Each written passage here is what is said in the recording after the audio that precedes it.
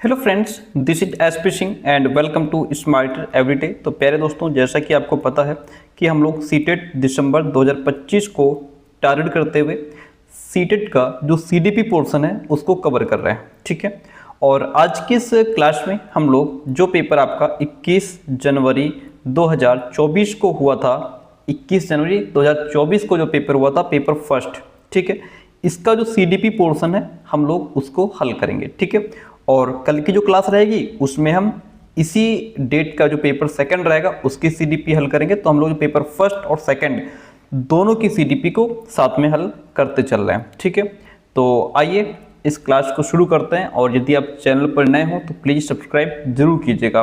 ठीक है, और इसमें ये जो क्लासेस हैं हमारी, इसमें हम एक एक पॉइंट को, एक एक सेंटेंस को क्लियर करते हैं ताकि आप बेहतर तरीके से चीज़ों को समझ पाएं। ठीक है, आइए शुरू करते हैं। पहला क्वेश्चन आपके सामने है, कहता है कि कक्षा में खेल प्रतियोगिता में हिस्सा लेते समय, किसमें? खेल प्रतियोगिता में हिस्सा लेते समय तनुज अपने दोस्त से कहता है कि वह भाला फेंकने में हिस्सा लेगा और रस्सी कूदने में उसकी बहन हिस्सा ले सकती है। क्यों?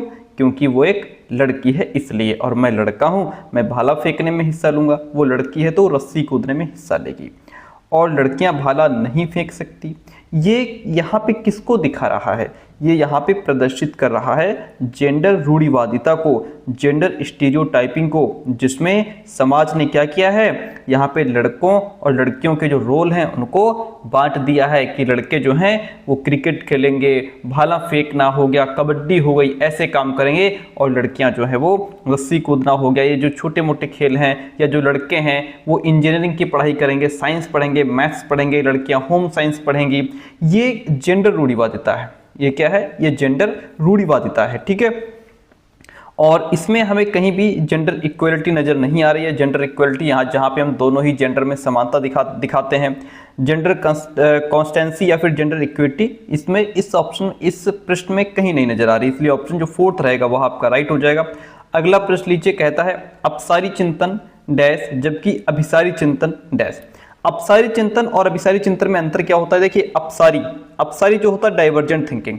डाइवर्जेंट थिंकिंग का मतलब होता है जिसमें हम एक ही प्रॉब्लम को कई तरीके से हल करने का प्रयास करते हैं, एक सवाल को कई फॉर्मूलाज अप्लाई करके लगाने का प्रयास करते हैं, यानी कि एक प्रॉब्लम को लेकर के हम कई दृष्टिकोण से सोचते हैं। ठीक है, और जो अभिसारी है कन्वर्जेंट थिंकिंग, इसमें हम ये मान लेते हैं कि बस इस प्रॉब्लम को सॉल्व करने का यही एक तरीका है, ये सवाल सिर्फ यही एक फॉर्मूला से लग सकता है।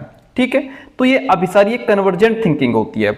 डाइवर्जेंट में हम कई उत्तरों को प्रोत्साहित करते हैं, एक प्रश्न के कई तरीके से उसको हम हल कर सकते हैं। और जो कन्वर्जेंट थिंकिंग है ये एक ही समाधान पर स्थित है कि इस प्रॉब्लम का एक ही हल है। ठीक है, तो यहाँ पे हम जो अपसारी है वो कई उत्तरों को प्रोत्साहित करता है, एंड जो अभिसारी है वो एक ही समाधान पर स्थित रहता है, इसलिए ऑप्शन जो इसमें फर्स्ट रहेगा वह आपका राइट हो जाएगा। अगला प्रश्न लीजिए, बहुत बढ़िया प्रश्न है, कहता है कि निम्नलिखित में से कौन सा कथन समावेशी शिक्षा के बारे में सही नहीं है? समावेशी शिक्षा के बारे में जो गलत स्टेटमेंट है वो हमको इसमें ढूंढना है। देखिए अच्छा, पहले तो ये समझिए कि समावेशी शिक्षा क्या कहती है। समावेशी शिक्षा का मतलब ये होता है कि ऐसा शैक्षिक वातावरण जो सभी प्रकार के विद्यार्थियों की जरूरतों को एक्सेप्ट करे, उनको समर्थन दे, चाहे वे किसी भी शारीरिक, मानसिक, सामाजिक या भाषाई या आर्थिक पृष्ठभूमि से आते हों, चाहे वो कहीं से भी आते हों, उनकी भाषा चाहे जो भी हो, सभ्यता संस्कृति चाहे जो भी हो, लेकिन हम क्या करते हैं? उनका समर्थन करते हैं। ठीक है, सबको एक समान समझते हैं। ठीक है, सबको साथ मिलकर के पढ़ाते हैं, वो है समावेशी शिक्षा। अब इसके बारे में कौन सी बात सही नहीं है? पहला कहता है कि समावेशी शिक्षण का अर्थ है ऐसे तरीकों से शिक्षण जो बहिष्कृत ना करें। ये बात समावेशी शिक्षा के बारे में सही है, हमें क्या है? गलत ढूंढना है। ये सही है, क्यों?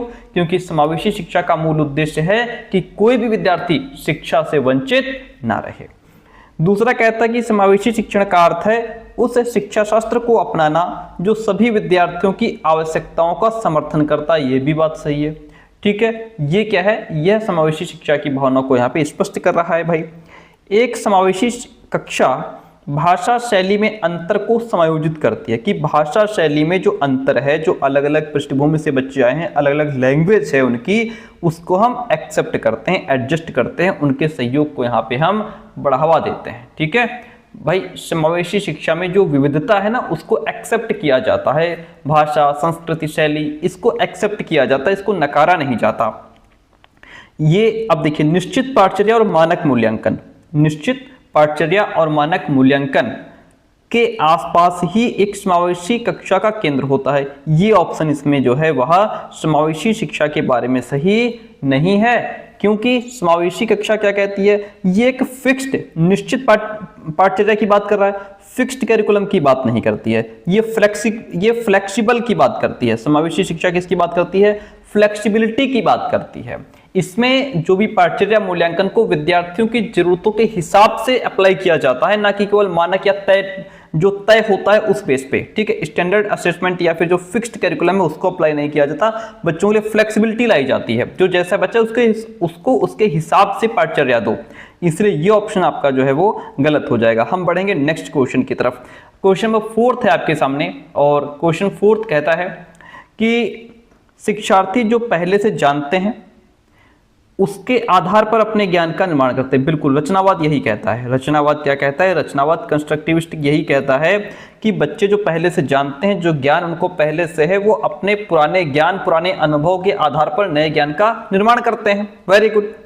पैटर्न ढूंढना और पिछले ज्ञान के साथ जुड़ाव बनाने से शिक्षार्थियों को जानकारी को सार्थक रूप से संसाधित करने में मदद मिलती है। बिल्कुल, जो भी फाइंडिंग पैटर्न्स, मेकिंग लिंकेजेस है ना, पिछले ज्ञान के साथ जुड़ाव बनाने से विद्यार्थी जो भी ज्ञान ग्रहण कर रहे हैं वो सार्थक होता है। ठीक है, और उसको संसाधित करने में, मीनिंगफुल करने में भी हेल्प मिलती है। यहाँ पे ए और आर दोनों स्टेटमेंट सही है, यहाँ पे ए की आर सही व्याख्या कर रहा है। ठीक है, अगला प्रश्न लीजिए। क्वेश्चन नंबर 5 आपसे कहता है कि बच्चों द्वारा बचपन अलग अलग संस्कृतियों में अलग अलग तरह से अनुभव किया जाता है। बात बिल्कुल ठीक है, बच्चों का विकास सार्वभौमिक है, ये गलत बात है। देखिए, सार्वभौमिक नहीं है। सार्वभौमिक का मतलब क्या होता है, सार्वभौमिक का मतलब ये होता है कि जो पूरी दुनिया में सभी जगह सभी लोगों पर समान रूप से लागू होता है, वो सार्वभौमिक होता है। लेकिन डेवलपमेंट में तो ऐसी चीज नहीं है भाई, है ना भाई। कोई बच्चा 10 महीने में चलना सीखता है, कोई 14 महीने में चलना सीख रहा है, कोई 2 साल की उम्र में बोलना शुरू करता है, कोई 3 साल में। ठीक है, तो ये क्या है, ये सार्वभौमिक नहीं है। ठीक है, अब यहाँ पे जो हमारा विकास है, इसका क्रम तो सार्वभौमिक हम कह सकते हैं कि इसका जो क्रम है, जो सीक्वेंस चलता है, वो पूरी दुनिया में सेम है। कोई बच्चा है भाई, पहले बैठना सीखेगा, फिर घुटनों के बल रेंगना सीखेगा, फिर चलना सीखेगा, फिर दौड़ना सीखेगा। ये सीक्वेंस तो सार्वभौमिक हो सकता है, लेकिन इसका समय और तरीका सार्वभौमिक नहीं हो सकता, इसलिए ये ऑप्शन हमारा गलत है। ठीक है, जो पहला ऑप्शन है कि बच्चों द्वारा बचपन अलग अलग संस्कृतियों में अलग अलग तरह से अनुभव किया जाता है, ये बात बिल्कुल ठीक है। इसको हम थोड़ा सा आपको समझाते भी हैं। देखिए, बचपन क्या है, अलग अलग संस्कृतियों में अलग अलग तरह से अनुभव किया जाता है। भाई, बचपन जो है, इसका अर्थ ये हुआ कि दुनिया के अलग अलग हिस्सों में, अलग अलग समाज, अलग अलग संस्कृति में बच्चों का जो बचपन है ना, वो एक जैसा नहीं होता। डिपेंड करता है उनके माहौल पर, उनके समाज पर, है ना, क्योंकि समाज बच्चों से क्या अपेक्षा करता है, क्या चाहता है, उसकी परंपराएं क्या हैं, मान्यताएं क्या हैं, उस पर डिपेंड करता है ना। अब जैसे यहाँ पे परिवार की भूमिका ही मान लो, एक बच्चे पर परिवार का क्या रोल होता है, तो इसी को समझ लो। अब परिवार की बात करें तो जैसे हमारा भारत है, भारत जैसे देशों में जो बच्चा होता है वो अक्सर पेरेंट्स के साथ रहता है, ज्वाइंट फैमिली में रहता है, और घर के बड़े बुजुर्गों से कहानियाँ सुनता है, संस्कार सीखता है, धार्मिक रीति रिवाज सीखता है। वहीं पर अगर हम दूसरे देशों की बात कर लें, अमेरिका की बात करें, यूरोप की बात करें, तो वहाँ बच्चे शुरू से ही स्वतंत्र होते हैं। उन्हें स्वतंत्रता की ओर फ्रीडम दी जाती है बच्चों को, उन्हें अपने डिसीजंस लेने की आज़ादी खुद दी जाती है। हमारे यहाँ बच्चा 20 साल का हो गया, 25 साल, शादी हो गई, लेकिन अभी भी अपने आप डिसीजन लेने की उसकी औकात नहीं है। अभी तक पेरेंट्स उसको अपने ही, जो हम कहें, पेरेंट्स कहते हैं कि जो हम कहें वही तुम करो, है ना। हमारे यहाँ 20-25 साल तक यही होता है, अगर बच्चा बात ना माने तो फिर कहते हैं कि देखो इसकी शादी हो गई, अब हमारी बात नहीं मानता, अभी हमारे हाथ से निकल गया, है ना। वहीं पर दूसरे देशों में जहां बच्चा बस थोड़ा सा बड़ा हुआ उसको अपने डिसीजंस लेने की छूट दी जाती है, तो ये उसका प्रभाव पड़ता है, ठीक है। तो अलग अलग संस्कृतियों के हिसाब से उसका प्रभाव पड़ता है। हाँ, अब देखिए अलग अलग संस्कृतियों में अलग अलग तरह से वो बचपन अनुभव करता है। हमारे यहाँ 7-8 साल का बच्चा हो गया, अभी भी वो बच्चा ही है। 10-11 साल का हो गया, बिल्कुल बच्चा है, उस पर कोई बस पढ़ लो, बात खत्म, घर के कोई कामकाज का बोझ नहीं है। वहीं पर हो सकता है कि दूसरी जगह वही 7-8 साल के बच्चे पर घर का बोझ आ गया हो, है ना, जिम्मेदारियां आ गई हों, और वो बेचारा कहीं ठेला लगाता हो, चाय बेचता हो, ट्रेनों में चाय बेचता हो, तो उसकी जिम्मेदारी आ गई हो। तो बचपन अलग अलग संस्कृतियों में अलग अलग तरह से अनुभव किया जाता है, इसलिए ए सही है लेकिन आर गलत है, ठीक है। हमारे भारत में क्या है कि बच्चा मिट्टी में खेलता है, खेतों में जाता है, और जो नेचुरल एनवायरनमेंट है उससे जुड़ा रहता है। वहीं पर अगर दूसरे देशों की बात करें, अमेरिका की बात करो, जापान की बात करो, वहां बच्चा टेक्नोलॉजी भरे एनवायरनमेंट में जीते हैं, रोबोट से खेल रहे हैं, वीडियो गेम खेल रहे हैं, जो हम लोगों ने कभी यहाँ गाँव में देखे नहीं है, तो वो अलग अलग अनुभव किया जाता है। ऑप्शन तीसरा यहाँ पे राइट हो गया। अगला प्रश्न हम लेते हैं, देखिएगा। अब क्वेश्चन आपके सामने क्वेश्चन नंबर 6 है। देखिए कहता है कि अभिप्रेरणा के आरोपण सिद्धांत के अनुसार, आरोपण सिद्धांत क्या है भाई, ये अभिप्रेरणा का आरोपण सिद्धांत ये कहता है, इसके अनुसार निम्नलिखित में से किससे लगातार कोशिश और बेहतर प्रदर्शन की संभावना है। अब देखिए ये कहता है कि अभिप्रेरणा का आरोपण सिद्धांत जो एट्रीब्यूशन थ्योरी है वो कहती है कि लोग अपनी सफलता अपनी असफलता के पीछे के जो रीजंस हैं, अगर सफल हो गया तो उसके पीछे का कारण, असफल हो गया तो उसके पीछे का कारण, उसको वो एक्सप्लेन कैसे करते हैं, ये उनके भविष्य के प्रयास, उनकी परफॉर्मेंस को प्रभावित करेगा। कि जैसे अगर बच्चा सफलता के लिए आंतरिक आरोपण देता है, कि मान लीजिए सफलता के लिए आंतरिक आरोपण का मतलब यहाँ पे है कि जब व्यक्ति ये मानता है कि मैं सफल हो गया तो इसमें मेरी मेहनत थी, मैंने प्रयास किया, मैं इसके योग्य था, इसलिए मैं सफल हो गया। और असफलता के लिए बाहरी आरोपण, अगर फेल हो गया तो कहता है अरे यार क्या बताऊं, मुझे सही किताबें नहीं मिल पाई, मुझे सही टीचर्स ने पढ़ा, या मुझे सही कोचिंग नहीं मिल पाई, है ना, या मेरी किस्मत में ऐसा नहीं है इसलिए मैं फेल हो गया। ठीक है, क्या ये जो है कहता है कि ये लगातार कोशिश करेगा बच्चा, या ये बेहतर प्रदर्शन करेगा फ्यूचर में, क्योंकि वो असफलता के लिए तो ये कह रहा है कि मुझे सही कोचिंग नहीं मिली, मेरे भाग्य ने साथ नहीं दिया, है ना, ये नहीं, ये यहाँ पे गलत हो जाएगा।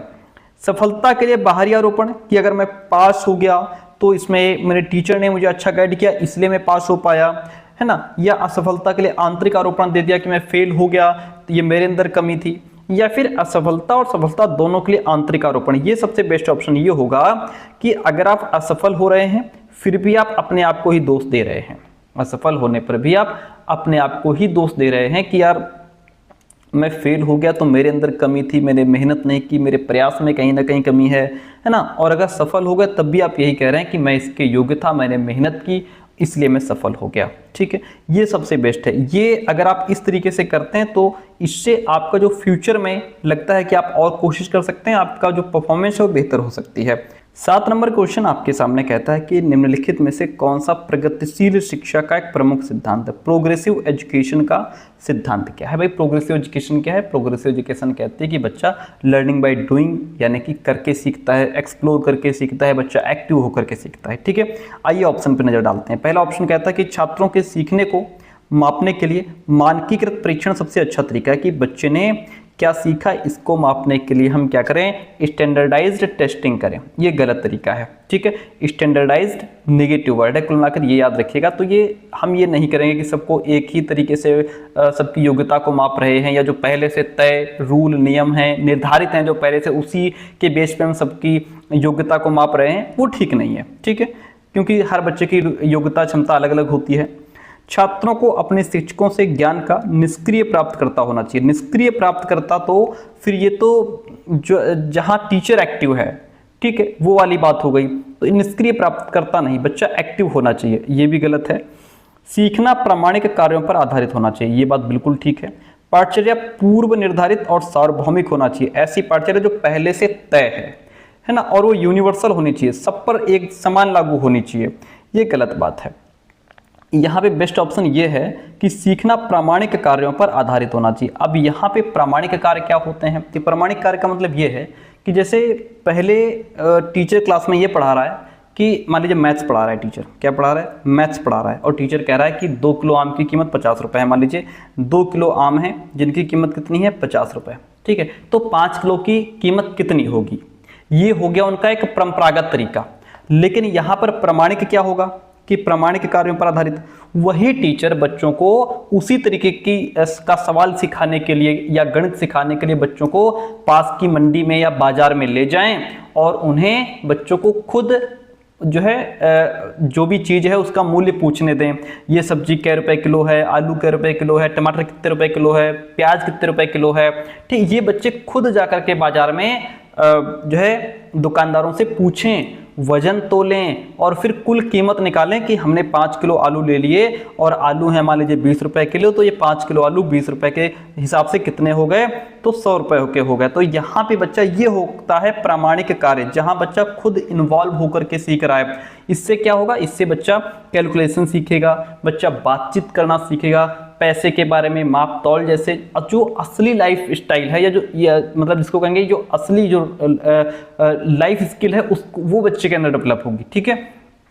अब जैसे अगर मान लीजिए आप सिखा रहे हैं बच्चों को कि आप ये पढ़ा रहे हैं कि पौधे कैसे उगते हैं, अगर आप बच्चों को ये पढ़ा रहे हैं टॉपिक पौधे कैसे उगते हैं, ठीक है। तो अब इसका प्रामाणिक कार्य क्या होगा, इसका प्रामाणिक अनुभव ये होगा कि बच्चे को आप खुद बीज बोने दें, बच्चा खुद बीज बो दे, फिर उसमें पानी डाले, फिर पौधा कैसे निकलता है, कैसे उसका डेवलपमेंट होता है, उसको रोज देखे और डायरी में नोट करे।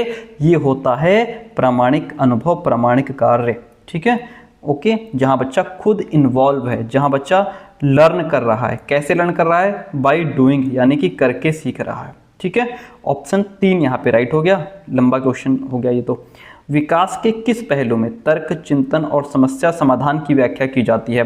तर्क कहाँ होता है, चिंतन कहाँ होता है, क्या सोशल डेवलपमेंट में तर्क और चिंतन होता है, नहीं। सोशल डेवलपमेंट में क्या होता है, सोशल डेवलपमेंट में तो सिर्फ दूसरों के साथ व्यवहार कैसे करना है, दूसरों के साथ हमें कैसे संबंध बनाने हैं, कैसे एक दूसरे से सहयोग सीखना है, वो सब चीज़ें होती हैं। इसमें तर्क, चिंतन, समस्या समाधान नहीं होता, ठीक है। किसमें होता है, संज्ञानात्मक विकास में, क्योंकि ये हमारा कॉग्निटिव डेवलपमेंट है, ये हमारे संज्ञान से जुड़ा है और हम अपने मस्तिष्क में ही तर्क करते हैं, चिंतन करते हैं और प्रॉब्लम सॉल्विंग जो मेथड है वो सीखते हैं कि कैसे प्रॉब्लम्स को सॉल्व किया जाता है ना।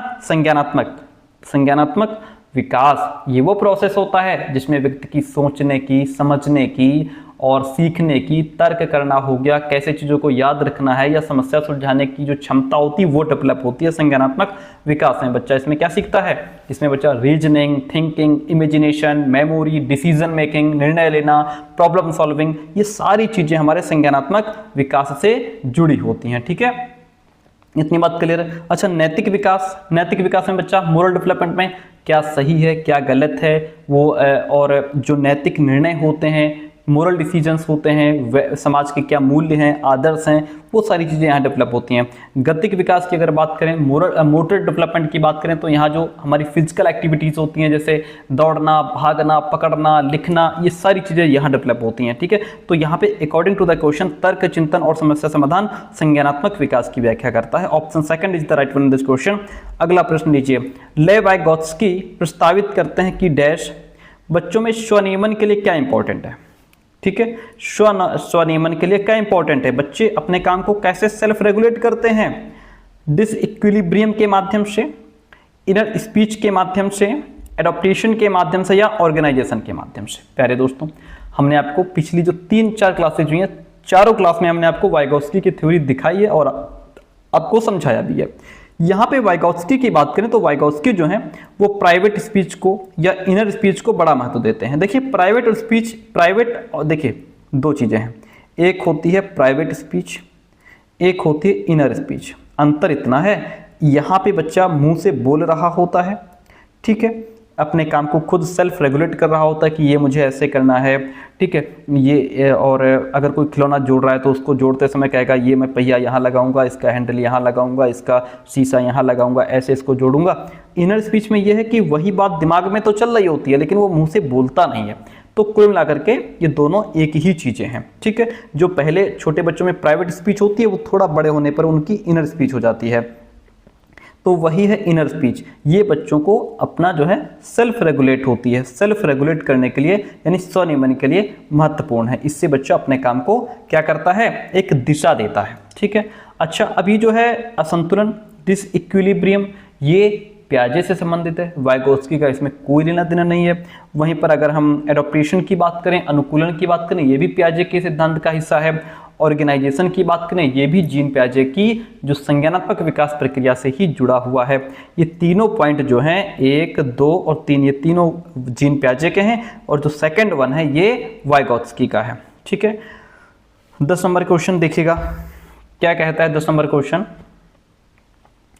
कि लॉरेंस कोहलबर्ग के नैतिक विकास सिद्धांत में बच्चे कार्यों को उनके परिणाम के आधार पर अच्छा या बुरा समझने से इस समझ पर पहुंचते हैं कि नियम और कानून नम्य हैं। जो नियम और कानून हैं वो क्या हैं, वो फ्लेक्सिबल हैं। नियम और कानून कैसे हैं, फ्लेक्सिबल हैं, लचीले हैं, ज़रूरत पड़ने पर हम उनमें फेरबदल कर सकते हैं। जैसे अगर मित्र की जान जा रही है और रेड लाइट हो गई है, ठीक है, और हमें उसको हॉस्पिटल पहुंचाना है तो हमें रेड लाइट तोड़ देनी चाहिए, ठीक है, हमें रेड सिग्नल तोड़ देना चाहिए, हमें उसमें एंट्री कर जानी चाहिए और उनको बदला जा सकता है। ऐसा बच्चे समझ रहे हैं, ठीक है। और लॉरेंस कोहलबर्ग का तर्क है कि नैतिक विकास क्रमिक रूप से चरणों में होता है। बिल्कुल, इन्होंने जो है कि 3 लेवल बताए हैं और 6 चरण बताए हैं, तो ये क्रमिक रूप से चरणों में होता है। तो यहाँ पे हमारा जो पॉइंट हो जाएगा वो ए और आर दोनों सत्य हैं, आर यहाँ पे एक ही सही व्याख्या कर रहा है। आज हम आपको थ्योरी नहीं दिखाएंगे क्योंकि पिछले 4 वीडियोस में हमने थ्योरी दिखाई है, नेक्स्ट वीडियो में दिखा देंगे, एक बार फिर से रिपीट करवा देंगे।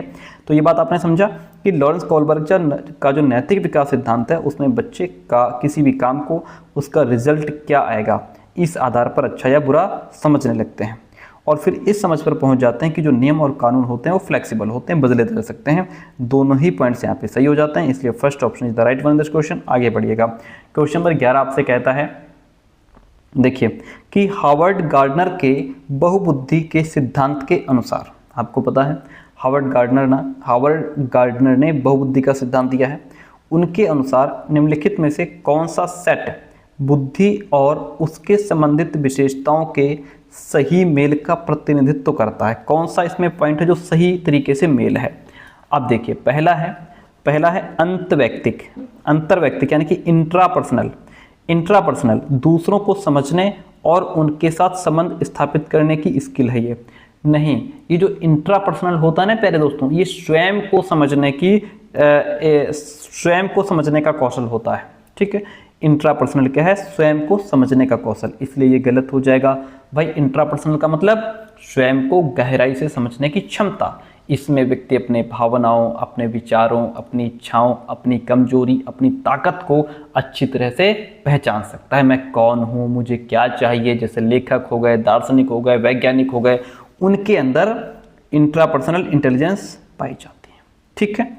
और ये जो स्टेटमेंट है दूसरों को समझने, उनके साथ संबंध स्थापित करने का कौशल, ये जुड़ा है हमारा इंटरपर्सनल से, ये जुड़ा है अंतरावैयक्तिक बुद्धि से, ये जुड़ा है इंटरपर्सनल, ठीक है। ये है इंट्रापर्सनल, ये है इंटरपर्सनल से जुड़ा हुआ है, ठीक है। इंटरपर्सनल में ये होता है कि दूसरों को समझना, उनके साथ कैसे वार्तालाप करनी है, दूसरों की भावनाओं को समझना, उनके इरादे क्या हैं, उनका व्यवहार क्या है, वो क्या सोच रहा है, मुझे उससे कैसे बात करनी चाहिए। जैसे टीचर हो गया, नेता हो गए, सेल्समैन, दुकान पे जाओ समझ जाते हैं कि इसको किस तरीके की चीज़ पसंद आएगी, तो वो होता है इंटरपर्सनल, ठीक है।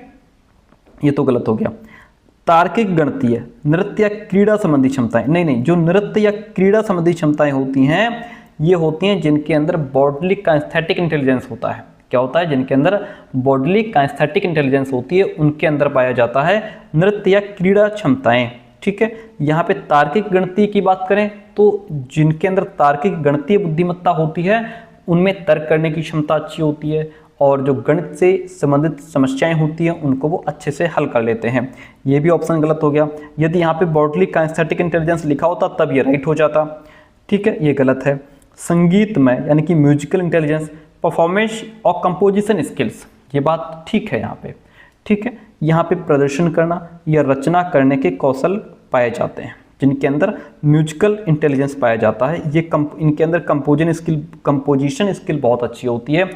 ऐसे लोग, ये जो बुद्धि है, इंटेलिजेंस जो है, ये ध्वनि और सुर, लय, ताल, संगीत और धुन को समझना, फिर उसको उपयोग करने की क्षमता ऐसे लोगों में बहुत अच्छी होती है। जिन लोगों में म्यूजिकल इंटेलिजेंस होती है वो संगीत की रचना करना, उसकी परफॉर्मेंस, उसकी ताल को अच्छी तरह समझ लेते हैं, ठीक है। और आपको पता ही है कि ये लोग अक्सर गायक होते हैं, संगीतकार होते हैं, संगीत निर्देशक होते हैं, ठीक है। फिर है स्थानिक, प्राकृतिक वातावरण की सराहना करने के कौशल। नहीं, जिसके अंदर प्राकृतिक वातावरण की सराहना करने का कौशल होगा उसके अंदर तो फिर नेचुरलिस्टिक इंटेलिजेंस होगी, उसके अंदर स्पेशियल नहीं, नेचुरलिस्टिक इंटेलिजेंस होगी। अच्छा, स्पेशियल जो होती है, ऐसे लोग जो है कि मैप्स को बहुत अच्छे से पढ़ लेते हैं, ठीक है, चित्रों को बहुत अच्छी से समझ लेते हैं, डायरेक्शन को बहुत अच्छी से, अगर बीच नदी में फंसे हैं तो डायरेक्शन को बहुत जल्दी पकड़ लेंगे, तो उनके अंदर स्पेशियल इंटेलिजेंस होती है। यहाँ पे जो थर्ड वन ऑप्शन है वो राइट हो जाता है। हम बढ़ते हैं नेक्स्ट क्वेश्चन की तरफ। अगला प्रश्न नंबर 12 लीजिएगा, और 12 कहता है कि निम्नलिखित में से कौन सा कथन अधिगम के बारे में सही नहीं है। अधिगम के बारे में कौन सा सही नहीं। अच्छा, पहले तो ये बताओ अधिगम है क्या, लर्निंग है क्या, फिर हम इसका गलत पॉइंट ढूंढें। अधिगम या सीखना ये एक निरंतर चलने वाली प्रक्रिया है। कैसी प्रक्रिया है? ये कंटिन्यूअस चलने वाली प्रक्रिया है। व्यक्ति जन्म से लेकर के सीखना प्रारंभ कर देता है और मृत्यु पर्यंत कुछ ना कुछ सीखता रहता है। तो जो हमारी जो लर्निंग है ना, वो भी वूम्ब टू टोम भी जाती है, यानी कि गर्भ से शुरू हो जाती है, कब्र तक जाती है, ठीक है। माँ के गर्भ से ही बच्चा सीखना शुरू कर देता है। जिसका जीता जागता उदाहरण थे वो, क्या नाम उनका, अभिमन्यु, जिन्होंने चक्रव्यूह तोड़ा था, ठीक है।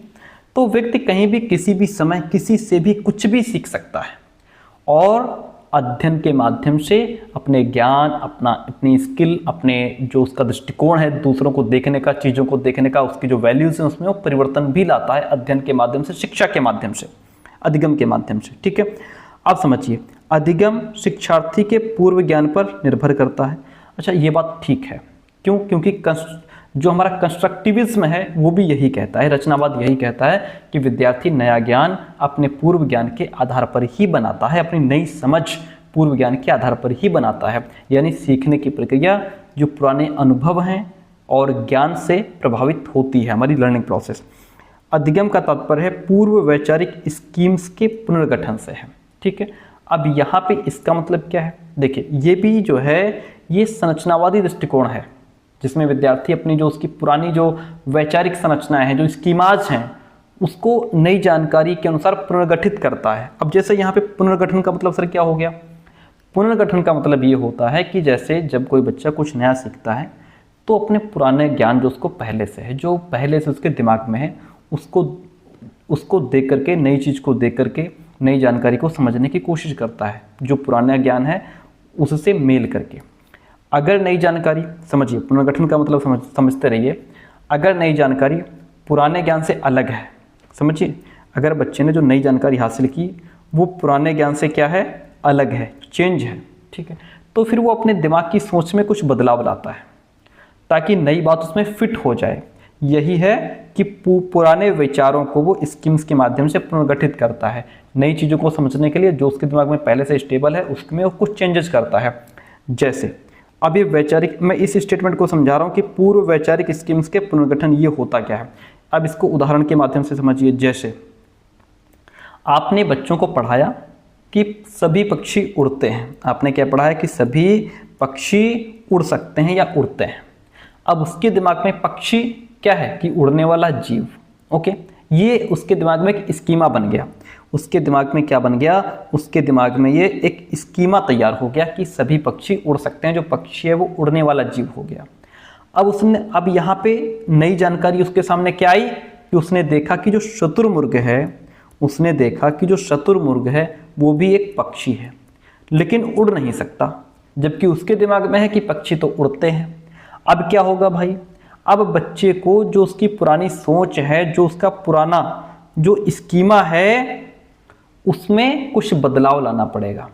अब वो समझेगा कि कुछ अपवाद हैं जैसे शतुरमुर्ग नहीं उड़ सकता। सभी पक्षी उड़ तो सकते हैं लेकिन कुछ अपवाद भी हैं, जैसे शतुरमुर्ग नहीं उड़ सकता, यानी उसने नई जानकारी के अनुसार अपनी पुरानी जो सोच थी उसका पुनर्गठन कर लिया प्यारे दोस्तों। क्या कर लिया? पुनर्गठन किया, उसमें उसने कुछ बदलाव किया। ठीक है, आई बात समझ में? वेरी गुड, ये भी सही है, इसके बारे में हमें गलत ढूंढना है। अगला कहता है अधिगम एक सामाजिक क्रिया द्वारा संसाधित होता है। इसकी बात तो वाइगोत्स्की चिल्ला चिल्ला के करते हैं। वो कहते हैं कि जो लर्निंग है वो समाज और संस्कृति के बीच रह करके ही होती है। हम समाज के लोगों के साथ इंटरेक्शन करके ही सीखते हैं, समाज के साथ हम कम्युनिकेशन करके, संपर्क करके ही सीखते हैं। ठीक है, ये भी बात ठीक है।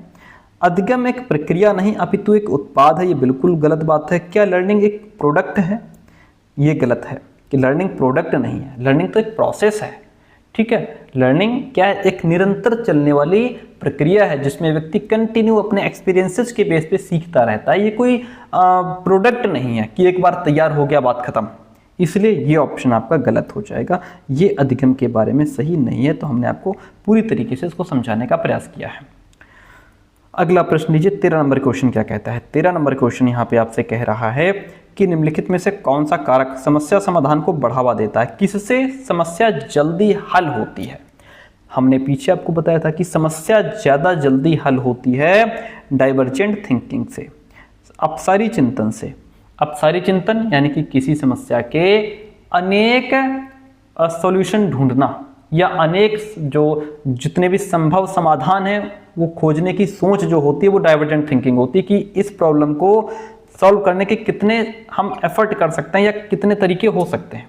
इससे बालक के अंदर क्रिएटिविटी यानी कि रचनात्मकता और इमेजिनेशन पावर डेवलप होती है। इसमें व्यक्ति एक ही समस्या को अलग अलग पर्सपेक्टिव से देखता है, अलग अलग दृष्टिकोण से देखता है, उसको अलग अलग तरीके से हल करने की कोशिश करता है। ठीक है, कार्यात्मक स्थिरता, अगर फंक्शनल फिक्स्डनेस होगा, कार्यात्मक स्थिरता से समस्या समाधान को बढ़ावा बिल्कुल नहीं मिलता। निष्क्रिय अनुसरण, भाई पैसिव इमिटेशन, ये तो दूसरों की नकल करना है बिना सोचे समझे, एज इट इज उतार दिया, गलत है। प्रतिक्रिया सेट, प्रतिक्रिया सेट का रिस्पॉन्स सेट यानी कि एक आदत बन जाना, एक हैबिट बन जाना कि किसी प्रॉब्लम को हमेशा एक ही तरीके से हल किया जाएगा। हर सवाल के पीछे एक ही फॉर्मूला ठोक रहे हो, हर सवाल के पीछे एक ही फॉर्मूला ठोक रहे हो, ये रिस्पॉन्स सेट हो जाएगा। ठीक है, कि आपकी आदत बन गई है। इससे जो आपकी जो सोच है वो लिमिटेड हो जाएगी और नए समाधान ढूंढने में बाधा आएगी आपको। तो ये भी गलत है, बेस्ट ऑप्शन आपका फर्स्ट वन हो जाएगा। ठीक है, अगला प्रश्न लीजिए, 14 नंबर क्वेश्चन कहता है, वही कोहलबर्ग वाला क्वेश्चन आ गया। कोहलबर्ग के नैतिक विकास सिद्धांत के अनुसार किस स्तर पर बच्चे आत्म केंद्रित होते हैं? कहाँ पर आकर के बच्चे आत्म केंद्रित हो जाते हैं और किसी काम को करने में अपना ही लाभ देखते हैं? जहाँ पर बच्चे काम को करने में सिर्फ अपना लाभ देख रहे हैं, स्वलाभ मानसिकता जिसको कहते हैं। तो आइए इसको एक बार हम थ्योरी इसकी दिखा ही देते हैं आपको। तो कोहलबर्ग ने नैतिकता के 3 लेवल 6 स्टेजेस बताए हैं। ठीक है, 3 लेवल 6 स्टेजेस। तो जो क्वेश्चन में हमसे पूछ रहा है कि बच्चे आत्म केंद्रित होते हैं और किसी काम को करने में अपना ही लाभ देखते हैं। अब ये पहले स्तर की ये पहला चरण है और इसके बाद ये दूसरा चरण है। पहले स्तर का दूसरा चरण क्या हो जाएगा? पहले स्तर का दूसरा चरण, जिसमें बच्चा स्वलाभ मानसिकता देखता है, सेल्फ इंटरेस्ट ओरिएंटेशन होता है बच्चे का। ये सही बर्ताव उसे मानता है जिसमें कि व्यक्तिगत फायदा हो, अपना खुद का फायदा हो। यह दूसरों की जरूरतों को सीमित परवाह करता है। ठीक है, ओके। जैसे हिंज की दुविधा में इस स्तर के बच्चों ने ये मत दिया कि हिंज के लिए सबसे बढ़िया मार्ग वो था जिसमें उसे फायदा हो, वो उसे करना चाहिए था। तो ये जो स्वलाभ मानसिकता, जो सेल्फ इंटरेस्ट ओरिएंटेशन है, ये पहले स्तर का दूसरा चरण है। क्या हो जाएगा? पहले स्तर का दूसरा चरण। ठीक है, ऑप्शन जो सेकंड है वो यहाँ पे राइट हो जाता है। हम आगे बढ़ेंगे। अगला प्रश्न आपसे क्या कहता है देखिएगा, 15 नंबर क्वेश्चन है। बहुत अच्छे से समझिएगा, एक एक पॉइंट को समझाएंगे। प्रश्न बहुत अच्छा है। कहता है कि वंचित वर्गों से संबंधित विद्यार्थियों के समावेशन के लिए। अब सर ये वंचित वर्ग से संबंधित विद्यार्थी कौन होते हैं, पहले तो ये समझा दो। देखिए, वंचित वर्गों से संबंधित विद्यार्थी वो होते हैं जो सामाजिक तौर से, आर्थिक रूप से या शिक्षा की दृष्टि से या सांस्कृतिक रूप से पिछड़े हुए होते हैं, जिन्हें समाज के लोगों के साथ वो उठ बैठ नहीं मिली, समाज के लोगों के साथ वो सर्कल नहीं बना पाए, है ना, और समाज से वो प्रेम सद्भावना उनको नहीं मिल पाई, आर्थिक रूप से बहुत गरीब हैं, शिक्षा उनको मिल नहीं पाई और सांस्कृतिक रूप से पिछड़े हुए हैं, ठीक है, और जिन्हें समाज में समान अवसर नहीं मिल पाया, वो बेचारे कहलाते हैं कि वंचित वर्गों से संबंधित हो गए वो, ठीक है, उनका वर्ग वंचित हो गया, इन सब चीज़ों से वो बिछड़ गए, हट गए, है ना, पिछड़ गए। तो इनके समावेशन के लिए क्या होना चाहिए? इनके समावेशन के लिए कहता है कि विविध परंपराओं के प्रति जागरूकता और संवेदनशीलता को बढ़ावा देना चाहिए। बात बिल्कुल ठीक है।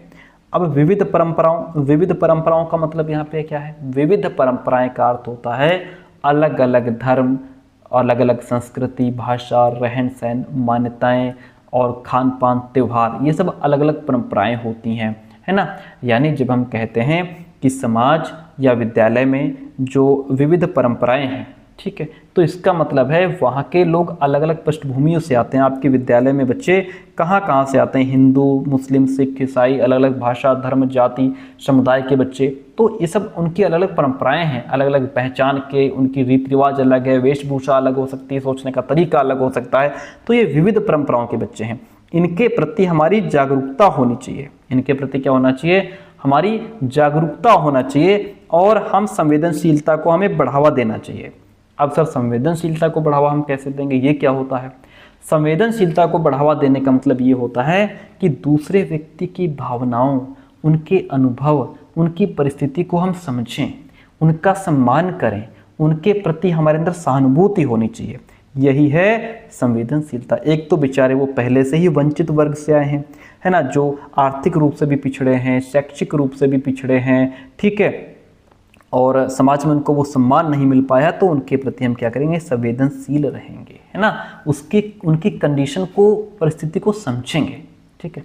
जब हम कहते हैं कि संवेदनशीलता को बढ़ावा देना चाहिए, तो इसका मतलब है कि हमें दूसरों की भावनाओं को नज़रअंदाज कतई नहीं करना चाहिए।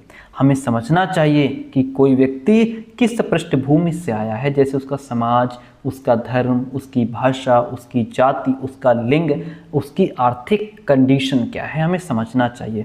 अगर कोई बच्चा किसी वंचित वर्ग से आया है, अगर कोई बच्चा किसी वंचित वर्ग से है, तो हमें उसे हीन भावना नहीं देनी चाहिए, बल्कि उसकी स्थिति को समझकर सहानुभूति के साथ हम व्यवहार करें, ठीक है। अगर हम यहाँ पे एक शिक्षक के तौर पर हैं, अगर हम यहाँ पे एक टीचर के तौर पर हैं, तो हम क्या कर सकते हैं? यहाँ पे हम एज अ टीचर जो है वंचित वर्ग से आए बालक का मजाक नहीं उड़ाएंगे, उसकी हालत को समझेंगे और उसकी हेल्प करेंगे, उसकी मदद करेंगे, ठीक है। ये होता है जो वंचित वर्ग से संबंधित विद्यार्थी हैं, उनके समावेशन के लिए विविध परंपराओं के प्रति जागरूकता होनी चाहिए और संवेदनशीलता को हम बढ़ावा देंगे, ठीक है। यही ऑप्शन इसका राइट है। इतनी बात होती है क्लियर। अब बाकी ऑप्शन पढ़ लेते हैं, बाकी ऐसा कुछ है नहीं इसमें। देखिए, पहचान आधारित रूढ़ियों को प्रमाणित और प्रोत्साहित किया जाना चाहिए। पहचान आधारित रूढ़ियाँ यानी कि हम उनको पहचानें, ये भी गलत है, हम अलग थलग करेंगे नहीं। समान क्षमताओं के आधार पर विद्यार्थियों का समूह में विभाजित करना चाहिए। अगर हम विद्यार्थियों को समूह में विभाजित कर देंगे समान क्षमताओं के आधार पर, कि प्रतिभाशाली सब अलग बैठेंगे, एवरेज बच्चे अलग बैठेंगे, मंदबुद्धि अलग बैठेंगे, तो इससे क्या होगा? इससे उनके बीच जो एक हीन भावना पैदा हो जाएगी। एवरेज बच्चे कहेंगे लो हम इनसे गिरे हुए, ये कहेंगे लो हम सबसे गिरे हुए हो गए, ठीक है। अरे समावेशी शिक्षा तो सभी छात्रों को साथ मिलकर के सीखने पर बल देती है, चाहे उनकी क्षमताएं कुछ भी हों, इसलिए ये भी गलत है भाई। सबसे बेस्ट ऑप्शन आपका फर्स्ट वन हो जाएगा। आगे बढ़ते हैं, अगला प्रश्न लेते हैं। प्रश्न क्या कहता है? 16 नंबर क्वेश्चन है, निम्नलिखित में से उपयोगी प्रतिपुष्टि यानी कि जो इफेक्टिव फीडबैक होता है उसकी क्या विशेषता होती है? इफेक्टिव फीडबैक का मतलब ये होता है जो प्रभावी या उपयोगी जो फीडबैक होता है उसका उद्देश्य ये होता है विद्यार्थियों को ये बताना कि उन्होंने क्या सही किया है, कहाँ सुधार की ज़रूरत है, कैसे वो बेहतर कर सकते हैं, ये होता है इफेक्टिव, ठीक है। अब इसमें केवल कार्य के अंत में ही दी जाती है। भाई जो इफेक्टिव फीडबैक है वो सिर्फ कार्य के अंत में अगर आप देंगे तो बच्चे को सुधार करने का मौका कहाँ मिलेगा, इसलिए ये गलत हो गया। यह व्यापक और सामान्य होती है। अगर आप बहुत व्यापक देंगे तब भी बच्चे के आउट ऑफ सिलेबस हो जाएगा, वो हटा दो। यह केवल रिजल्ट पर केंद्रित होती है, नहीं कि बच्चे को क्या बच्चे नंबर ले क्या हैं, इससे भी रिलेटेड नहीं है। जो इफेक्टिव फीडबैक होता है, जो उपयोगी प्रतिपुष्टि होती है, यह सामयिक और विशिष्ट होती है। सामयिक का मतलब यहाँ पे कि आपने बच्चे को टाइमली फीडबैक दिया। टाइमली अगर आप क्लास में पढ़ा रहे हैं उसी समय यदि आपने बच्चे को कह दिया, टोक दिया या फीडबैक दिया कि बच्चे आपने यहाँ पे ये मिस्टेक की है, इसको ऐसे सुधारिए, तो बच्चा क्लास में है तो बच्चे को सुधारने का मौका मिलेगा, है ना। टाइमली भाई फीडबैक उसी समय दी जानी चाहिए जब विद्यार्थी ने काम पूरा किया हो या लर्निंग प्रोसेस में हो, ताकि वो तुरंत सुधार तो सके, है ना। अब यहाँ पे विशिष्ट क्या होता है? स्पेसिफिक का मतलब कि जैसे हम बच्चे से कह दें, बच्चा अगर कोई निबंध लिख रहा है या कोई जीवन परिचय लिख रहा है और हम कह दें कि तुमने इसका परिचय तो बहुत, इंट्रो तो बहुत अच्छा दिया है, इसका तुमने इंट्रोडक्शन बहुत अच्छा लिखा है, लेकिन अगर मेन पार्ट में अगर एक एग्जाम्पल ऐड कर देते तो और बढ़िया हो जाता। तो यहाँ बच्चा क्या करेगा? यहाँ बच्चा उसमें तुरंत सुधार कर लेगा, है ना। तो अगर हम ये कह दें कि तुमने जैसे अगर मान लीजिए बच्चा मैथ्स लगा रहा है, अगर बच्चा मैथ्स के सवाल हल कर रहा है और हम फिर वो गलती कर दे लास्ट में, ठीक है, और हम बच्चों से कहें कि देखिए इसमें तुमने जो एडिशन है ना, जो जोड़ है वो तो बिल्कुल सही किया है, लेकिन गुणा करते समय तुम्हें इसको 6 को 8 से नहीं बल्कि 5 से गुणा करना था, इसी वजह से तुम्हारा लास्ट वाला आंसर गलत हो गया। ये होता है स्पेसिफिक, ठीक है। तो ये समय के हिसाब से और थोड़ा विशेष तरीके से जो फीडबैक दिया जाता है वो इफेक्टिव होता है। क्वेश्चन नंबर 17 लीजिए, कहता है समीपस्थ सिद्धांत कहता है कि शैशवावस्था में क्या होता है भाई? समीपस्थ का मतलब क्या होता है कि समीपस्थ दूरस्थ विकास का सिद्धांत, प्रॉक्सिमो डिस्टल प्रिंसिपल जो होता है, ये कहता है कि जो डेवलपमेंट है वो समीप से दूर की तरफ चलता है, समीप से दूर की तरफ इसको कहते हैं समीपस्थ दूरस्थ विकास का सिद्धांत। इसमें पहले हमारे बॉडी के सेंटर में, जहाँ पे हमारी रीढ़ की हड्डी है, हमारा हार्ट है, बिल्कुल सेंटर से डेवलपमेंट शुरू होता है, फिर धीरे धीरे हमारे हार्ट पर, हमारे चेस्ट पर, हमारे शोल्डर्स डेवलप होते हैं, हमारी भुजाएं डेवलप होती हैं, फिर लास्ट में हमारे फिंगर्स, हमारे हाथ, हमारी फिंगर्स डेवलप होती हैं, ठीक है। जैसे मान लीजिए ये बच्चा है यहाँ पे, ठीक है, ये मान लीजिए बच्चा है यहाँ पे, तो इसमें जो मान लीजिए यहाँ पे सेंटर है, तो यहाँ से सेंटर में ऐसे ये इसके हाथ हैं, ऐसे डेवलपमेंट जाएगा, ऐसे डेवलपमेंट जाएगा, और नीचे नाभि है, नाभि से ऐसे डेवलपमेंट जाएगा, ठीक है, कि पहले नाभि से डेवलपमेंट शुरू होकर के पहले जो हमारी जो जांघें होती हैं यहाँ पे डेवलपमेंट आएगा, फिर धीरे धीरे नीचे पैरों तक जाएगा, यहाँ सेंटर से डेवलप होगा उसका चेस्ट, है ना, और उसका हार्ट, उसका धड़, उसके भुजाएं, और फिर लास्ट में यहाँ पे ऐसे डेवलपमेंट जाएगा, बिल्कुल लास्ट में फिंगर्स पे जाएगा। तो यहाँ पे जो समीपस्थ सिद्धांत कहता है कि शैशवावस्था में क्या होता है, पहले लिम्स, पहले अंग जो हैं वो डेवलप होते हैं, हाथों और पैरों की तुलना में तेजी से बढ़ते रहते हैं, हाथ और पैर बाद में डेवलप होते हैं, ठीक है। विकास सिर से पांव की तरफ जाता है, ऐसे जो इस डायरेक्शन में जाता है, ये सिर है, ये पांव है, ये जो है इसको सेफेलोकॉडल कहते हैं, इसको सेफेलोकॉडल डायरेक्शन कहते हैं, जो विकास सिर से पैर की तरफ जाता है, जिसको हम इंग्लिश में हेड टू टो कहते हैं, ठीक है। ये वो होता है, ये भी गलत है हमारा। भाषा का विकास तेजी से होता है क्योंकि वह विकास के लिए संवेदनशील अवधि है। देखिए 0 से 6 साल की जो अवधि है वो सेंसिटिव पीरियड तो होता है, लेकिन यहाँ पे समीपस्थ सिद्धांत में ये नहीं आता, ये भी हट जाएगा।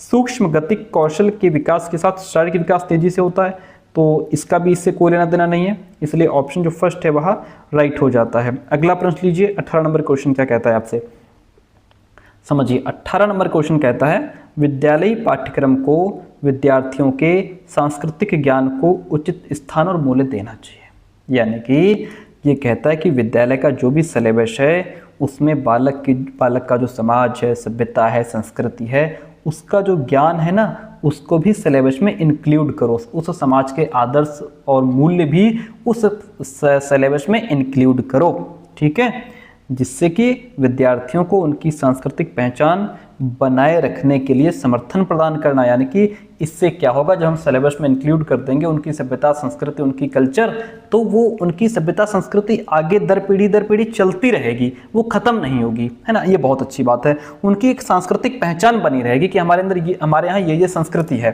ठीक है। सीखने की प्रक्रिया को भी ये सुगम बनाता है क्योंकि बच्चा इसमें अपनी संस्कृति से जोड़ करके चीज़ों को देखता है। इससे क्या होगा, अब यहाँ पे पॉइंट तो ये है कि ए और आर दोनों सही हैं, एक ही आर सही व्याख्या कर रहा है। भाई स्टेटमेंट फर्स्ट क्या कह रहा है कि सांस्कृतिक ज्ञान को मूल्य मिलना चाहिए, सांस्कृतिक ज्ञान को वैल्यू मिलनी चाहिए यहाँ पे। और आर ये बता रहा है कि जब छात्रों की पहचान को सम्मान होता है, छात्रों की पहचान का सम्मान होता है, तो उन्हें लर्निंग आसान लगती है, उनका सीखना आसान हो जाता है। इसलिए first option is the right one this question. अगला प्रश्न लीजिए आपके सामने कि निम्नलिखित में से किसे रचनात्मक मूल्यांकन नहीं माना जाएगा। इसमें कौन सा है जो रचनात्मक मूल्यांकन नहीं है? ठीक है, अच्छा, फॉर्मेटिव असेसमेंट होता क्या है? पहले तो ये समझो कि रचनात्मक मूल्यांकन होता क्या है। रचनात्मक मूल्यांकन का उद्देश्य होता है कि छात्रों की जो सीखने की प्रक्रिया है, जो लर्निंग प्रोसेस है, उसमें हेल्प हो पाए, और ये जो है कि तुरंत फीडबैक दिया जाता है, और इसमें जो मिसकॉन्सेप्शंस हैं उनकी पहचान की जाती है, और छात्रों का जो पूर्व ज्ञान है, जो पहले से उनको ज्ञान है, उसको समझा जाता है। और ये क्लास के दौरान चलने वाला मूल्यांकन होता है। जब क्लास चल रही है, आप चैप्टर पढ़ा रहे हैं, तब भी आप बच्चे का मूल्यांकन कर सकते हैं। ठीक है, अच्छा, अब इसको समझते हैं, इसके ऑप्शंस को। पहला ऑप्शन कहता है कि छात्रों के पूर्व ज्ञान को निर्धारित करने के लिए एक नई अवधारणा की शुरुआत में दिया गया आकलन। अगर कोई आप नया टॉपिक शुरू कर रहे हैं, उससे पहले आपने बच्चे का मूल्यांकन किया, वेरी गुड, ये आपका रचनात्मक मूल्यांकन है। ये रचनात्मक मूल्यांकन की विशेषता है, क्योंकि ये टीचिंग से पहले, चैप्टर को शुरू करने से पहले ही छात्र की समझ कितनी है, इसको जानने के लिए आपने बच्चे का फॉर्मेटिव असेसमेंट किया, आपने बच्चे का रचनात्मक मूल्यांकन किया। ठीक है, दूसरा कहता है स्टेटमेंट कि छात्रों और टीचर्स को अग्रगामी प्रतिपुष्टि प्रदान करने के लिए कक्षा के दौरान दिया गया मूल्यांकन। मैंने अभी क्या कहा था कि ये जो फॉर्मेटिव जो असेसमेंट है, ये कक्षा के दौरान भी दिया जाता है। जब क्लास चल रही होती है, लर्निंग प्रोसेस चल रहा होता है, चैप्टर पढ़ा रहे हैं आप, उस समय भी बच्चे का मूल्यांकन आप कर सकते हैं। ठीक है, ये भी फॉर्मेटिव यानी कि रचनात्मक मूल्यांकन का ही उदाहरण है। तीसरा पॉइंट है, एक मूल्यांकन कार्य जो मानदंड के एक मानक पैमाने के अनुसार छात्रों की तुलना करने में सहायक होता है। प्यारे दोस्तों, ये ऑप्शन जो है रचनात्मक मूल्यांकन का नहीं है, ये रचनात्मक मूल्यांकन का नहीं। फिर किसका है? ये आपका समेटिव असेसमेंट है। क्या है ये आपका समेटिव असेसमेंट है। ठीक है, समेटिव असेसमेंट है।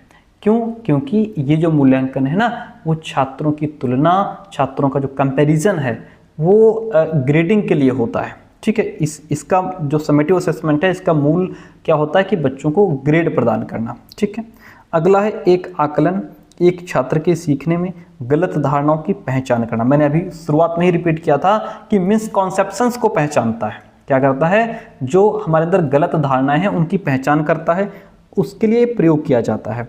तो ये एक फर्स्ट, सेकंड, फोर्थ, ये सभी रचनात्मक मूल्यांकन की विशेषता हैं। लेकिन जो तीसरा पॉइंट है, ये किसका है? ये समेटिव असेसमेंट का उदाहरण है। ठीक है, इसलिए ऑप्शन यहाँ पे third one is the right one in this question.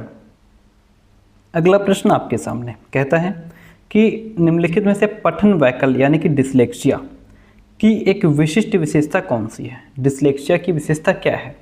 देखिए, रचनात्मक समस्या समाधान में कठिनाई होती है, ध्वन्यात्मक प्रसंस्करण में कठिनाई होती है, शारीरिक समन्वय में कठिनाई होती है, या फिर स्थानिक समझ यानी कि जानकारी में कठिनाई होती है। तो जो डिसलेक्सिया से ग्रसित बच्चे हैं उनको क्या होता है? Difficulty in phonological processing. उनको कहाँ डिफ़िकल्टी होती है? इन फोनोलॉजिकल प्रोसेसिंग, ध्वन्यात्मक प्रसंस्करण में कठिनाई होती है। अब सर ये क्या होता है? इसमें होता ये है कि जो बच्चे होते हैं उनको शब्दों की आवाज़ यानी कि जो वर्ड्स हैं उनका साउंड समझ में नहीं आता है, शब्दों को पहचान नहीं पाते, साउंड नहीं पहचान पाते, शब्दों को जोड़ करके पढ़ नहीं पाते, शब्दों को तोड़ नहीं पाते हैं। ठीक है, इसलिए बेचारे वो हमेशा पढ़ने और लिखने में स्ट्रगल करते नज़र आते हैं। उनकी स्पेलिंग्स अक्सर मिस्टेक रहती हैं, उनके वोकेबुलरी कमज़ोर रहती है।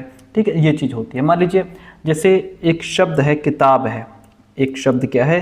किताब है। ठीक है, अब जो सामान्य छात्र होगा वो इसे आसानी से साउंड्स में डिवाइड कर देगा। वो इसे कहेगा कि, ठीक है, प्लस ता प्लस बा, किताब, ऐसे वो तोड़ देगा। ठीक है, वहीं पर जो डिसलेक्सिया से ग्रसित बच्चा है वो उसको ऐसे तोड़ने में दिक्कत होगी।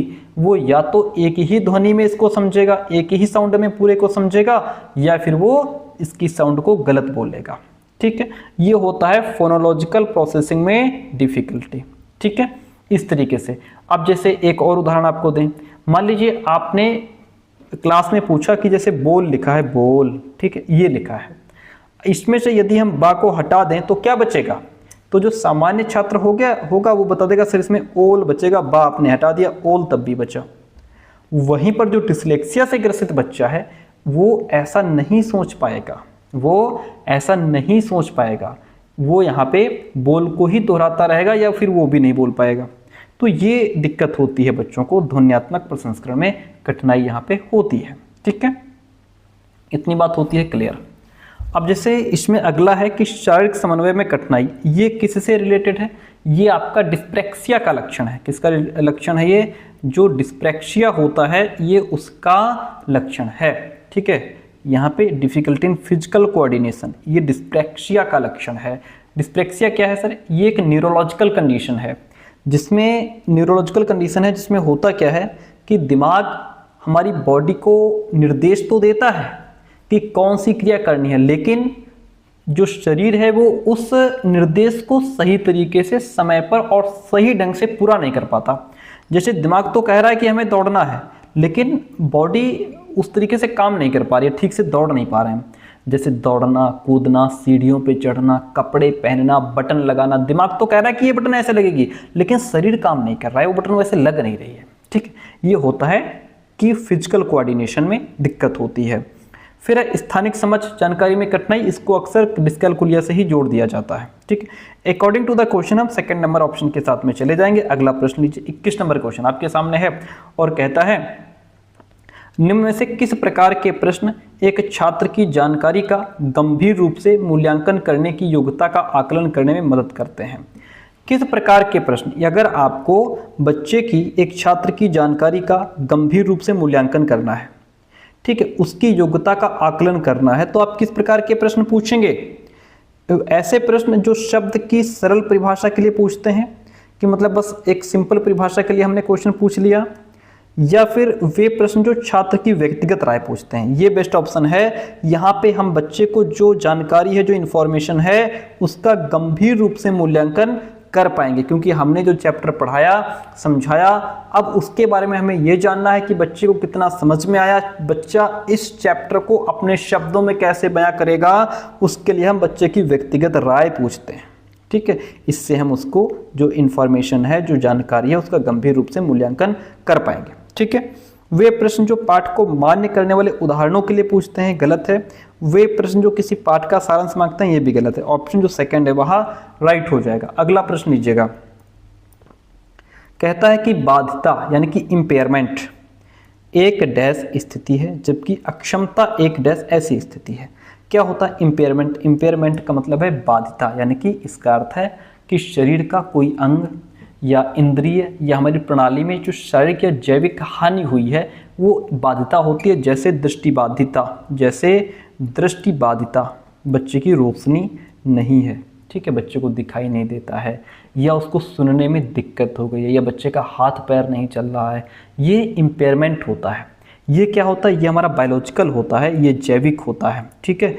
भाई आपका शरीर काम नहीं कर रहा, आपको दिखाई नहीं दे रहा, ये बायोलॉजिकल है, ये डायरेक्ट आपके शरीर से जुड़ा हुआ है। हाथ पैर नहीं चल रहे हैं, बायोलॉजिकल है, ठीक है।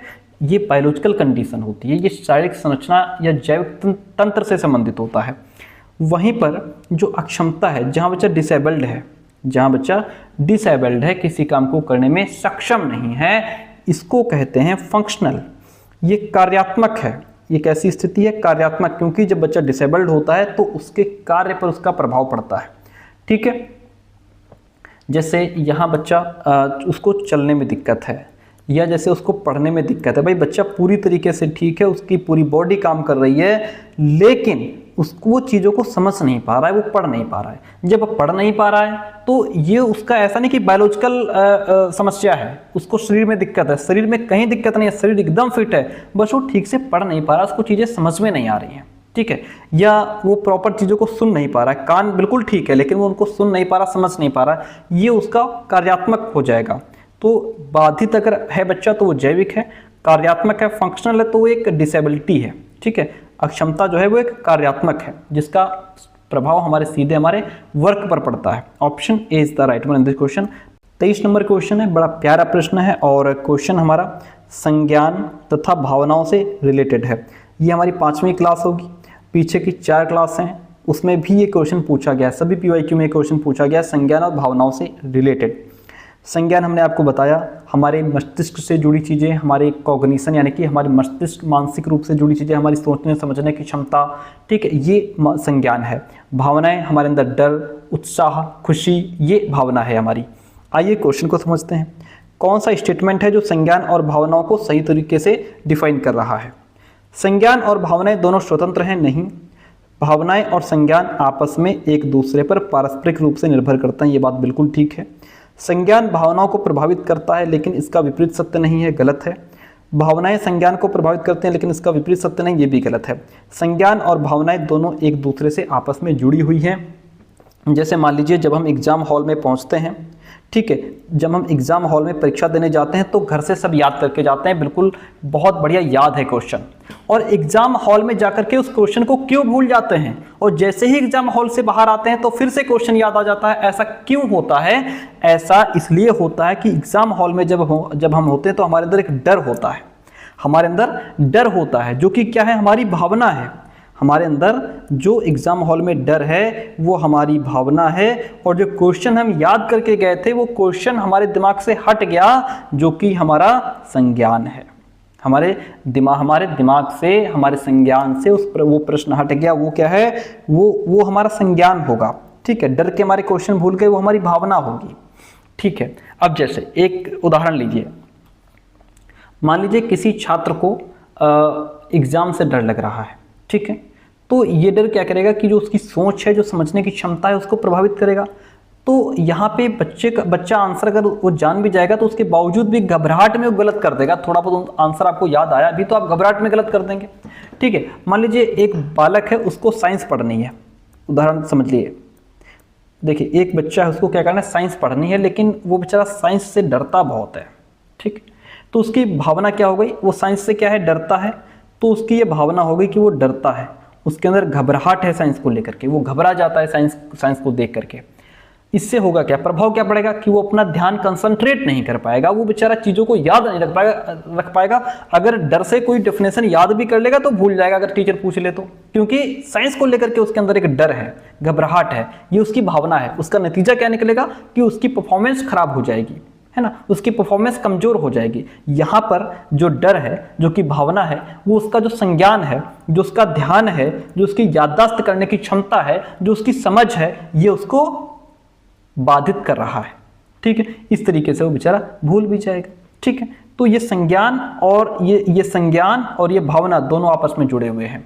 वहीं पर अगर इसको एक तरीके से पॉजिटिव अगर देखो, मान लीजिए एक टीचर ने बच्चे ने कॉपी लिखी या आंसर लिखा, तो टीचर ने मान लीजिए बच्चे की सराहना कर दी, वेरी गुड, बहुत बढ़िया आंसर लिखा तुमने बहुत अच्छा लिखा है। अब बच्चे की भावना क्या हो गई, बच्चा हैप्पी हो गया, बहुत बच्चा खुश हो गया, बच्चे का आत्मविश्वास, कॉन्फिडेंस लेवल हाई हो गया। कॉन्फिडेंस क्या है, हमारी भावना है। ठीक है, अब इसका प्रभाव क्या पड़ेगा भाई, टीचर ने बच्चे की तारीफ कर दी है, बच्चा खुश हो गया, उसका कॉन्फिडेंस बढ़ गया। इसका प्रभाव क्या पड़ेगा कि जो विद्यार्थी है वो नेक्स्ट टाइम और भी ध्यान से पढ़ेगा और बेहतर उत्तर देने की कोशिश करेगा कि पहले टीचर ने हमारी तारीफ की थी, ये उस पर प्रभाव पड़ गया। अब इसका नतीजा क्या निकलेगा कि उसकी जो सीखने की गुणवत्ता है ना, उसमें सुधार आ जाएगा। क्यों? क्योंकि बच्चे की भावना कैसी थी, उत्साह। अब उसका इंटरेस्ट बढ़ गया, उसकी रुचि बढ़ गई। रुचि क्या है, उसकी भावना है। ठीक है, अब यहाँ पे जो उसका संज्ञान है, संज्ञान उसकी सोच, उसको जो प्रोत्साहन मिला, उसकी सोच बढ़ी कि अब मैं और अच्छा कर सकता हूँ। ठीक है, अब यहाँ पे जो बालक की जो सोच बढ़ी, ये उसका संज्ञान है। उसकी जो सोच बढ़ी, उसका जो प्रोत्साहन बढ़ा, ये उसका संज्ञान हो जाएगा। और यहाँ पे जो उसके अंदर उत्साह है, जो इंटरेस्ट है, वो उसकी भावना है। इससे क्या होगा, एक पॉजिटिव इफेक्ट पड़ेगा बच्चे पर। ठीक है, इसलिए दोनों एक दूसरे से जुड़ी हैं। ऑप्शन में सेकंड राइट हो जाएगा। मुझे लगता है बहुत अच्छे से इसको समझ पाए होंगे। 24 नंबर क्वेश्चन क्या कहता है, देखिएगा, प्राथमिक कक्षाओं में भाषा का विकास किस प्रकार संसाधित होता है। जो प्राथमिक कक्षाएं होती हैं उसमें लैंग्वेज डेवलपमेंट किस तरीके से होता है। जब शिक्षक अमूर्त धारणाओं को संदर्भित करने के लिए ठोस उदाहरणों का उपयोग करते हैं, तभी बच्चे बेहतर तरीके से लैंग्वेज सीखते हैं। ये बात तो बहुत अच्छी यहाँ पे लिखी है कि जो प्राथमिक कक्षाएं हैं, छोटे बच्चे हैं, वहाँ पे बच्चे किस तरीके से चीज़ों को समझते हैं? ठोस उदाहरणों के माध्यम से। मान लीजिए हम यहाँ बच्चों को सिखा रहे हैं 5 + 3 = 8, ठीक है। तो बच्चे ठोस उदाहरण हम क्या लाएं?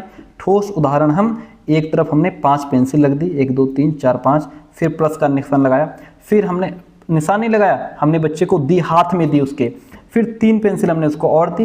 अब हम कह रहे हैं बेटा ये सब पेंसिल आपस में जोड़ो, तो बच्चा जोड़ रहा है, फिर समझा अच्छा ऐसे 8 होता है।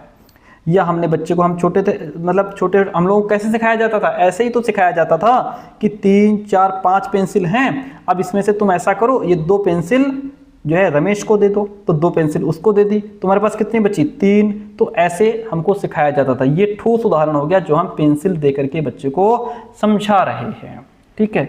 और ठोस उदाहरण वो होता है जहां बच्चा सीधे उस चीज को देख पा रहा है, उसको टच कर पा रहा है, फील कर पा रहा है ना। जब टीचर इनका उपयोग जो एब्स्ट्रैक्ट चीजें हैं, जो अमूर्त अवधारणाएं हैं, उनको समझाने के लिए करते हैं, तो बच्चों के लिए लर्निंग और ज़्यादा आसान हो जाती है। ऑप्शन फर्स्ट इसमें राइट हो जाएगा, ठीक है। अगला प्रश्न लीजिएगा। अच्छा, बाकी कह रहा है कि औपचारिक भाषा के प्रयोग पर जोर देता है, उसे लागू करता है। जो औपचारिक भाषा है, तो जो हम फॉर्मल लैंग्वेज है उस पर जोर नहीं देंगे, पहले बच्चे को मातृभाषा में सिखाएंगे। मातृभाषा की अवहेलना हम कभी नहीं करेंगे। मूर्त वस्तुओं की बजाय संकेतों प्रतीकों की बात यहाँ पे नहीं करेंगे, यहाँ पे हम मूर्त वस्तुओं के माध्यम से चीज़ों को सिखाएंगे।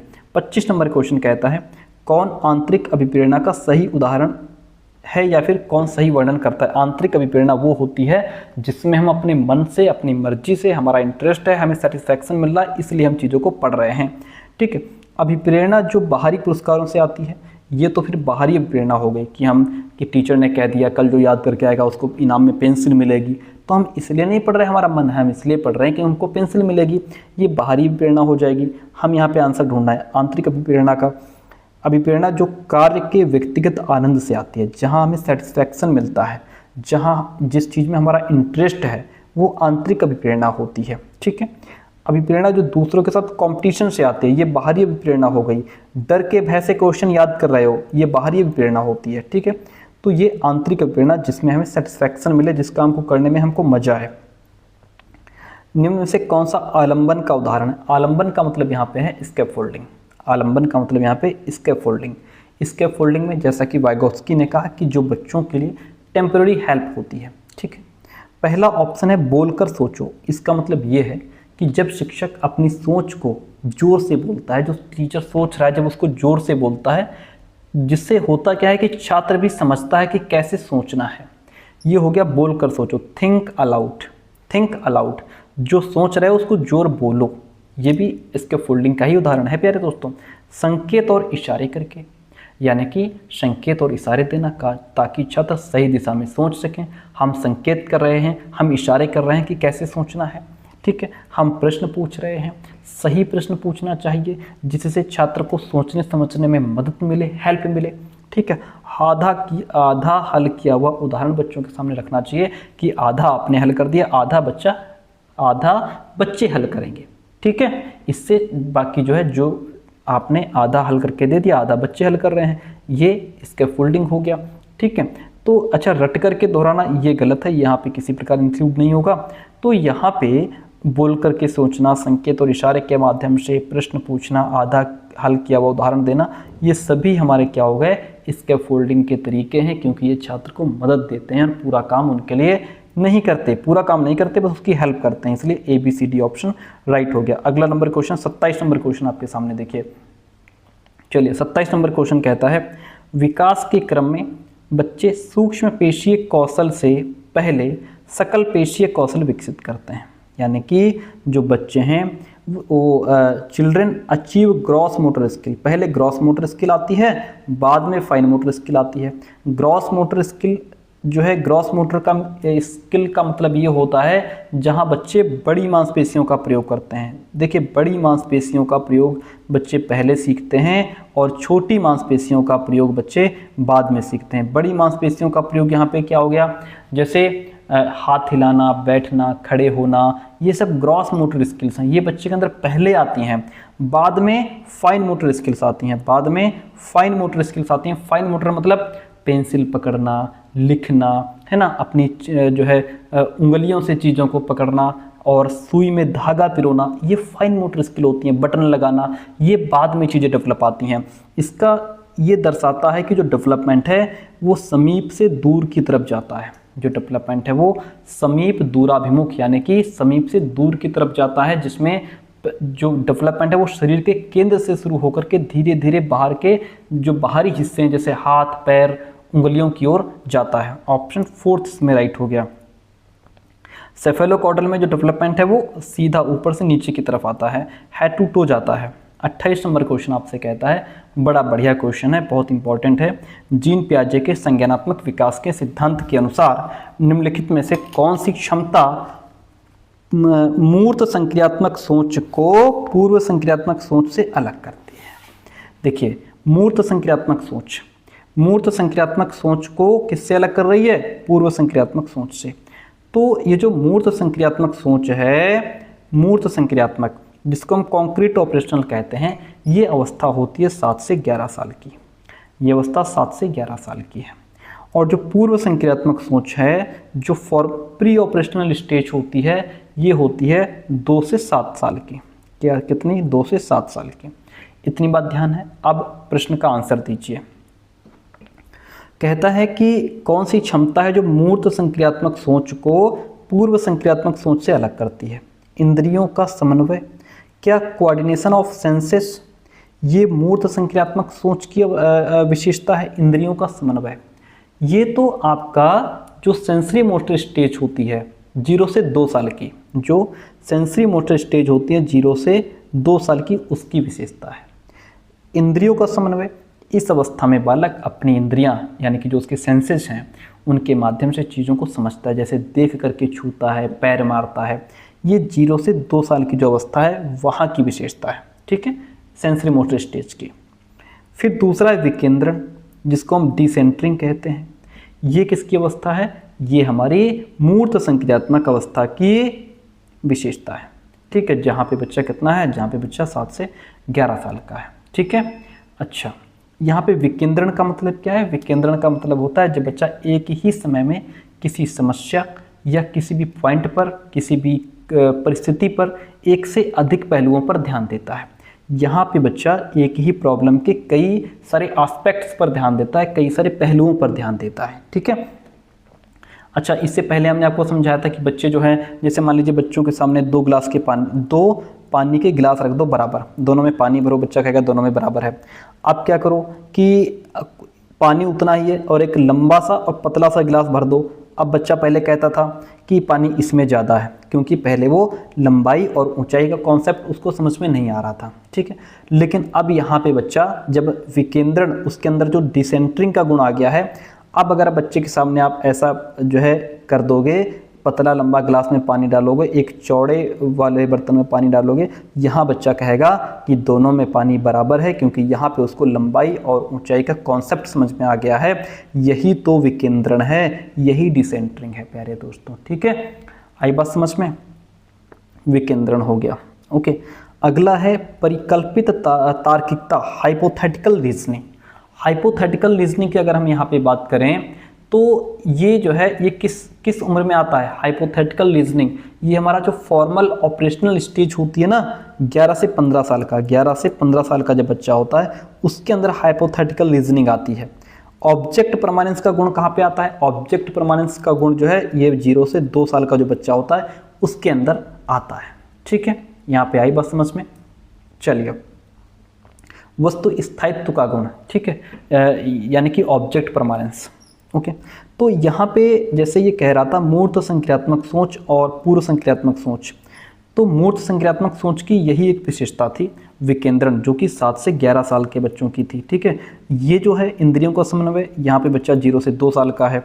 और परिकल्पित तार्किकता की बात करें, यहाँ बच्चा 11 से 15 साल का है, यहाँ पे भी बच्चा 0 से 2 साल का है। बस ये जो है ये दिखा रहा है मूर्त संक्रियात्मक सोच को। तो ऑप्शन सेकंड राइट हो गया। हम थोड़ा ज़्यादा समझा देते हैं ताकि आपको बेहतर समझ में आ जाए, बाकी आप कमेंट करके बताइए तो हम थोड़ा कम कर देंगे।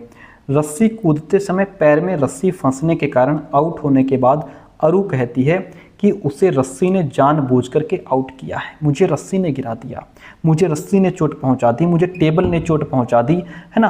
तो फिर क्या होता है कि यहाँ जीन पियाजे के संज्ञानात्मक विकास सिद्धांत की किस अवस्था में बच्चे इस तरह से तर्क देते हैं। तो यहाँ पे बच्चा जब 2 से 7 साल का होता है, जब बच्चा यहाँ पे 2 से 7 साल का होता है, प्री ऑपरेशनल स्टेज में होता है, तब ऐसी बातें करता है, क्योंकि यहाँ बालक के अंदर एनिमिज्म होता है, यहाँ बालक के अंदर एनिमिज्म देखने को मिलता है, यहाँ बच्चे के अंदर जीववाद होता है, बच्चा मृतिक चीज़ों को या निर्जीव वस्तुओं को भी सजीव समझता है। इस उम्र में बच्चा सोचता है कि अगर टेबल से चोट लग जाए बच्चे को और टेबल को 2 बार पीट दो तो उसको लगता है कि अब टेबल भी पिट गई है, अब बराबर हो गई, ठीक है। यहाँ पे बच्चों को लगता है कि सूरज उनका पीछा कर रहा है, चांद उनका पीछा कर रहा है, खिलौना गिर गया तो उसको चोट लग गई होगी, ये सब चीज़ें यहाँ पे बच्चों के अंदर होती हैं, ठीक है। और यहाँ पे बच्चे के अंदर ये जो है क्या कहते हैं उसको, ईगोसेंट्रिज्म होता है, आत्मकेंद्रता भी होती है। यहाँ पे बच्चा केवल अपने दृष्टिकोण से ही सोचता है, ठीक है। और ये पूर्व चलन अवस्था है। कौन सी है? पूर्व चलन अवस्था है, ओके। अच्छा, ये मूर्त संकेतात्मक अवस्था, इसकी उम्र क्या होती है? ये तो सब रट ही लेना, ये 7 से 11 साल की अवस्था है, ठीक है। और ये हमारी 11 से 15 साल की अवस्था या 11 से प्लस कह दो।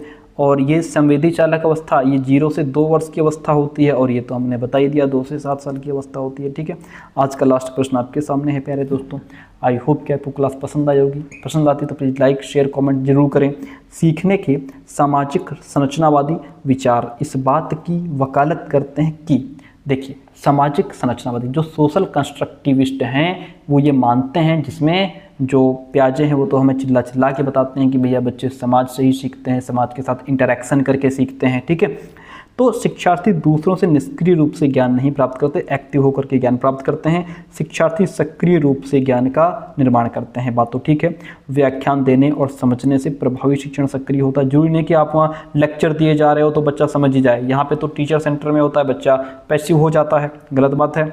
प्रत्याहार या दोहराव की चिंतन प्रक्रिया से प्रभावी शिक्षण, ऐसा भी नहीं होता वहाँ, ये तो रोट लर्निंग पर आप फोकस कर रहे हो, ठीक है, गलत बात है। सेकंड ऑप्शन सही है, शिक्षार्थी सक्रिय रूप से ज्ञान का निर्माण करते हैं, ठीक है। क्लास कैसी रही कमेंट करके जरूर बताइएगा। थैंक यू सो मच, मिलते हैं बहुत जल्दी नेक्स्ट क्लास में।